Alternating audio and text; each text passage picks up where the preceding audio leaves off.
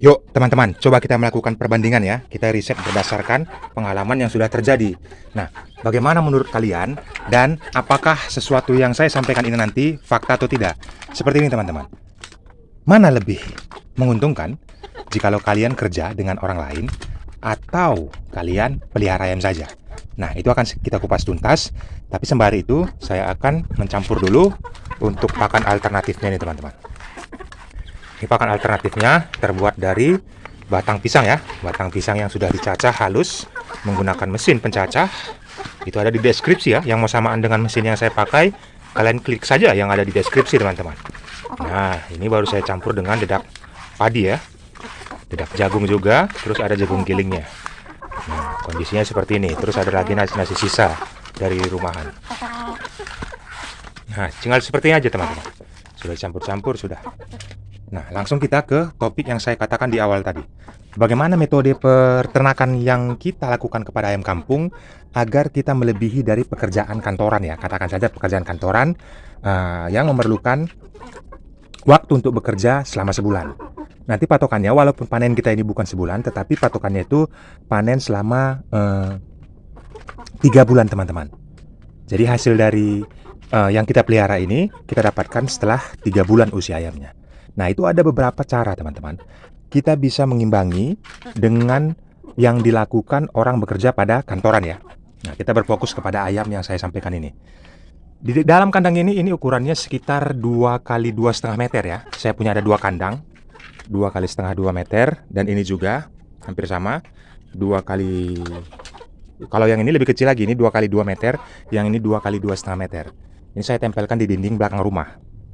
Nah, jadi kondisinya saya akan perlihatkan secara jelas dulu. Ini kondisi di rumah saya turun. Nah, ini posisi bawahnya. Nah, itu seperti itu. 2 kandang ini berapa dihasilkannya? Walaupun kandang kita bukan yang ada ini aja ya. Di depan rumah sana pun juga ada itu lebar, teman-teman. Jadi yang sudah tahu nanti jari pelawi pasti tidak akan bingung lagi. Nah, kita berfokus kepada 2 kandang ini saja. Satu kandang ini saya isi 100 ekor, teman-teman. Di dalam satu kandang ini saya isi 100 ekor. Yang hanya ukurannya 2 kali 2,5 meter. Nah, ini juga sama-sama seperti itu. Ini juga saya isi 100 ekor. Apakah mereka bisa hidup? Ternyata, ya ini kalian lihat. Ini sisanya sekitar 8 ekor lagi ya. 8 ekor lagi. Yang tadinya ini 100, ini 100, tinggal 8 ekor lagi. Ini sudah saya jual teman-teman. Sudah saya jual. Nah, tingkat kematian dari 200 ekor itu, kalau di kandang ini kemarin yang mati ada sekitar 5, yang ini mati ada sekitar 6. Artinya, ya masih lumrah ya. Tidak sampai 10% tingkat kematiannya. Bahkan 5% juga, ya katakanlah 5% ya. Karena dari 100 itu yang mati 5. Nah, artinya apa teman-teman? Kalau kita fokuskan dengan metode yang saya pakai, tetapi jangan sampai gegabah ya. Yang saya buat ini, saya membeli bibit. 100 ekor itu saya beli bibit ini 100, harganya 15.000. Dan ini juga yang kemarin itu 100 ekor harganya 15.000. Artinya, dari 200 ekor itu, saya mengeluarkan biaya sekitar 3 juta. 3 juta ya, karena satu ekornya itu 15.000. Kalau 100 kan 1.500.000. Kalau 200 berarti 3 juta untuk pembelian bibitnya. Nah, begitu saya hitung, dari pengeluaran pakan yang saya keluarkan untuk ayam ini, itu per ekornya saya mengeluarkan biaya sampai 3 bulan kemarin, saya rata-ratakan, itu yang saya keluarkan biayanya 15.000 per ekor untuk pembesaran mereka.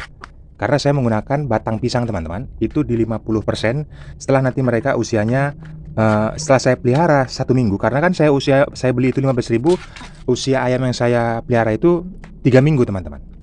Begitu saya beli 15.000, umur ayam itu 3 minggu. Nah, jadi begitu saya pelihara, saya menggunakan pakan pabrikan 100%, itu hanya 1 minggu saja. Selebihnya ke depan saya menggunakan pakan alternatif. Kalian sudah pasti paham yang sudah tonton video-video sebelumnya bagaimana proses perkembangan yang saya lakukan ya. Saya bukan mau menjelaskan itu lagi, takutnya berulang-ulang. Yang saya mau tekankan kepada kalian, kondisi dari 100 ekor itu memerlukan biaya bibit 15, terus pembesaran 15.000, berarti 30.000. Artinya, tadi kita pembelian bibit 3 juta, biaya yang dikeluarkan untuk pakan mereka juga 3 juta. Nah, berarti 200 ekor itu adalah 6 juta teman-teman. Sampai di titik usia ayam 3 bulan, saya jual. Beratnya kemarin 1 kilo 2 on ya. Rata-rata katakanlah 1 kilo 2 on, walaupun ada yang 1,3, 1,4, pejantan biasanya lebih berat.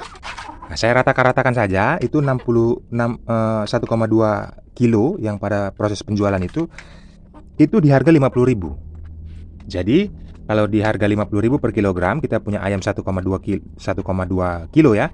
Artinya satu ekor itu saya menghasilkan 60.000. Nah, modalnya tadi itu dari pembelian bibit sama biaya pakan yang dikeluarkan untuk per ekor adalah 30.000. Saya jual 60.000. Artinya ada keuntungan 30.000 per ekornya. Nah, tadi saya katakan 200 ekor itu yang mati 10 ya. Jadi kalau kita hitung kalkulasinya, keuntungan kita juga sama seperti modal yang kita keluarkan. Nah, jadi keuntungannya itu juga 30.000, modalnya 30.000, jadi keuntungannya itu 6 juta. Masanya 3 bulan. Walaupun 3 bulan nggak sampai ya, karena di usia ayam saya pelihara itu 3 minggu ya. Kita memeliharanya tinggal 2 bulan 1 minggu lagi. Ataupun 2 bulan 2 minggu lah, itu sudah paling maksimal itu teman-teman. Nah, di kita 2 bulan 2 minggu ya.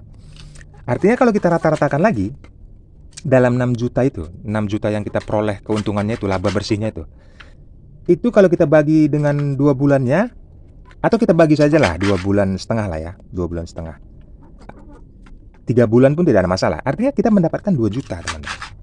2 juta itu sudah pendapatan bersih ya, per bulannya 2 juta. Nah, metodenya kalian tinggal atur saja. Kalau tadi peliharanya 200 ekor, keuntungannya 2 juta. Memang tidak akan bisa lebih dari itu, kecuali kalian mempunyai indukan. Hasil proses indukannya itu kalian pelihara dari anakannya, karena bibitnya tadi tidak akan kalian keluarkan ya, karena kalian mempunyai indukan yang banyak, bisa mesin penetas, itu banyak macam. Tetapi kalau sudah skala profesional, seperti yang saya katakan tadi, untuk mengimbangi orang pekerja kantoran, itu sudah memang memakai mesin penetas. Semuanya pakai cara praktis ya, seperti mesin pencacah. Kalian bisa cek di deskripsi video ini. Nah, keuntungan yang saya katakan itu 200 ekor rata, tinggal kalian berikan kelipatannya saja. Apalagi nanti orang yang memiliki lahannya itu luas ya. Lahannya luas. Kalian juga sudah melihat perbandingan seperti ini, hanya di belakang rumah 2 kali 2,5 meter saja. Nah, kalau pelihara kelipatannya lagi, ya di angka berapa saya bisa mendapatkan 1 bulan itu 4 juta ya. Katakan UMR saat ini ya kisaran segitu ya. Itu sudah memang UMR Jakarta ya, Jakarta Pusat ya. Berarti yang kalian pelihara itu 400 ekor teman-teman. Waktu yang dikeluarkan untuk proses pemeliharaan ini dengan skala profesional, itu kita berfokus di 2 kali pemberian pakan ya. Artinya di pagi hari kita luangkan 1 jam, di sore hari kita luangkan 1 jam. Itu paling maksimal. Pekerjaan yang kita lakukan itu cuma 2 jam dalam sehari. Bedanya, kalau pendapatan kita tadi misalnya kita pelihara 400 ekor, pendapatan kita 4 juta per bulannya. Tetapi tadi saya sudah jabarkan ya, supaya kalian tidak bingung bagaimana pendapatan yang 4 juta tadi kalau kita pelihara 400 ekor tadi ya. Jadi kondisinya untuk pendapatan per bulan itu kita hanya mengeluarkan meluangkan waktu hanya 2 jam saja per harinya. Kalau orang pekerjaan kantor, dia meluangkan waktu 8 jam minimal teman-teman. Jadi bisa 4 kali lipat ya. Kita hanya mengeluarkan waktu sekitar 2 jam saja teman-teman. Kalau mereka pekerja kantor harus menyediakan waktu 8 jam. Pergi, pulang. Nah, jadi kondisinya tinggal kalian sendirilah yang memilah-milah mana yang lebih kalian minati. Kalau masalah risiko, semua pasti ada risiko. Tetapi kalau misalnya kita lakukan pekerjaan itu dengan benar, baik itu pekerjaan kantor juga, itu bisa memiliki resiko. Resikonya saja kita kalau misalnya berternak ini kita nggak perlu kesana kemari, nggak perlu keluar rumah. Artinya resiko di jalan saja kita sudah memiliki itu ya. Kalau kita berbicara tentang resiko. Nah, tingkat kematian pada ayam ini bisa kita minimalisir dengan metode penerapan jamu yang saya berikan di video-video sebelumnya. Itu kalian bisa terapkan teman-teman, dan itu sangat bermanfaat sekali. Daya nafsu makan ayam itu menjadi lebih tinggi, kekebalan tubuhnya itu menjadi lebih meningkat. Kalian cek nanti pembuatan jamunya seperti apa, kalian berikan kepada ayam itu 4 hari sekali saja, bukan setiap hari. Nah, jadi perbandingan kalkulasi yang saya berikan ini dengan pendapatan yang saya katakan tadi, tinggal kalian saja yang menentukan. Karena kalau misalnya kalian nanti punya lahan di belakang rumah itu yang lebar, tidak seperti ini kan terlalu kecil teman-teman. Terlalu kecil, tetapi bisa dia menampung itu 100, kemarin ini 100. Artinya kalau panas terik cuacanya ya saya lepas seperti ini aja. Dia nggak akan pergi kemana-mana teman-teman, karena kita memberikan mereka ini ayam ini makan.